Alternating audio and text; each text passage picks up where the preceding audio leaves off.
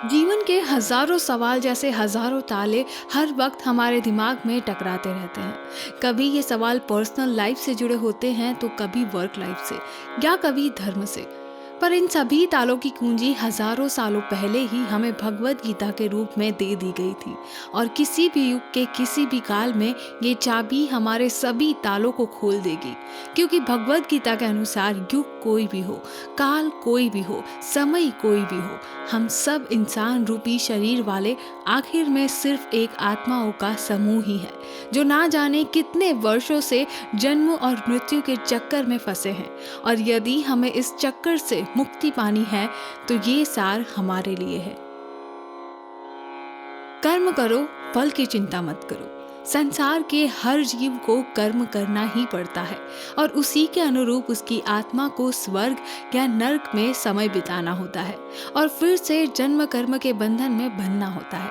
परंतु जो व्यक्ति अपने कर्म से बचता है या दूर भागता है, वह हमेशा नर्क का ही भोग करता है। कर्महीन व्यक्ति संसार पर अतिरिक्त बोझ के अलावा कुछ भी नहीं है। इसीलिए तुम अपना कर्म करो, फल की इच्छा मत करो। तुम्हारा धर्म बताता है कि तुम्हें हर उस व्यक्ति से लड़ना होगा जो बुराई का संरक्षक है। गीता में कहा है, चिंता चिता के समान है। गीता में चिंता की तुलना चिता से की गई है, क्योंकि चिंता और चिता में सिर्फ एक बिंदु का ही फर्क है। जब अर्जुन कौरवों की विशाल सेना देखकर चिंतित होने लगे, तब प्रभु ने कहा, तुमने क्या पैदा किया जो तुम्हें लगता है कि नष्ट हो गया? तुम इस दुनिया में कुछ नहीं लाए। जो कुछ तुम्हारे पास है तुम्हें यहीं से मिला है। जो कुछ तुमने दिया है वही दिया है जो तुम्हें किसी ने दिया है। तुमने जो कुछ भी लिया तुमने भगवान से लिया है, और तुमने जो कुछ भी दिया तुमने उसे ही वापस दिया है। तुम खाली हाथ आए हो और खाली हाथ ही चले जाओगे। इसीलिए जो गुजर गया उसकी चिंता व्यर्थ है, जो आने वाला है उसकी चिंता भी व्यर्थ है। जो चल रहा है उसमें रहो और व्यर्थ की चिंताओं को त्याग दो। अपनी भावनाओं पर काबू रखो। श्री कृष्ण कहते हैं कि मनुष्य को अपनी भावनाओं को नियंत्रित करना चाहिए। यदि मनुष्य अपनी भावनाओं को नियंत्रित कर ले तो वह सब कुछ जीत सकता है।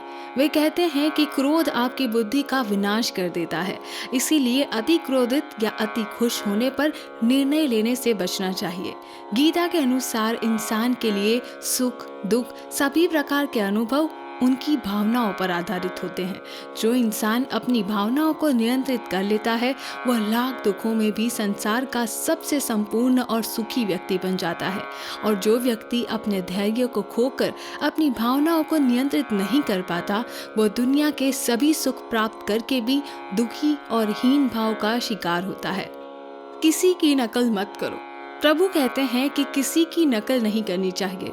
आप अपना आत्मचिंतन करके ही अपने असली कर्म को पहचान सकते हैं और उस कर्म का पालन करके ही मुक्ति की राह पर चल सकते हैं। क्योंकि सबका जीवन एक समान है। सीमा में सुरक्षा पे लगा एक योद्धा सोच सकता है कि किसान का जीवन कितना सुखद और खुशियों से भरा है। किसान सोच सकता है कि एक योद्धा का जीवन कितना ऊर्जावान और सक्रिय है।